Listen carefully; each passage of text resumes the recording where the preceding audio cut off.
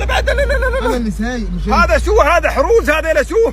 عشان يمسك المرايه بس تمسكها. ها؟ عشان تمسك دي المرايه دي. ده بص الجديد بقى. شو جديد؟ هاي حروز، هذا الحرز طب عمل. يا عم عمل ايه ده بتاع عشان تربط الزجاج دي، عشان تجيب لي الجناب كلها. شوف السياره كانت مخبطه ازاي.